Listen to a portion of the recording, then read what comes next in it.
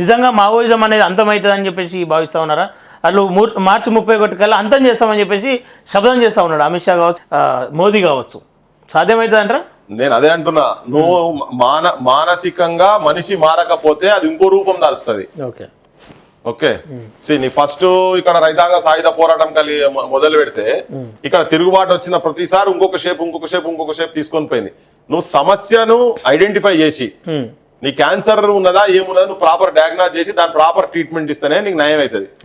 నువ్వు cancer treatment కు నీకు బీపీ వచ్చిందిరాబాయి, షుగర్ గోళీలు, బీపీ గోళీలు ఇస్తే పోతుందా? క్యాన్సర్ లోపల ఉంటది కదా. సో నువ్వు క్యాన్సర్ ట్రీట్మెంట్ ఇవ్వాల్సిందే కదా. సో నువ్వు elimination is not a process. అంటే నువ్వు అందరికి సమానమైన హక్కులు, రాజ్యాంగం ఇచ్చే సమాన హక్కులు అందరికి, ప్రతి పల్లెలకు, పట్టణాలకు పల్లి పోటీగా నిలవాలనే స్థాయిలో పల్లెలను నువ్వు తీసుకుపోయి అభివృద్ధి పదంలో పెట్టి ఆత్మగౌరవంతో, ఆత్మాభిమానంతో బతికేటట్టుగా, వాళ్ళ కల్చర్లను సేవ్ చేసుకుంటూ బతికేటట్టుగా అటువంటిది ప్రభుత్వాల దగ్గర నుంచి ఆ ఎంకరేజ్మెంట్ గా పల్లెలకు రీచ్ అయితే కనుక అప్పుడు ఇవన్నీ ఉండయి.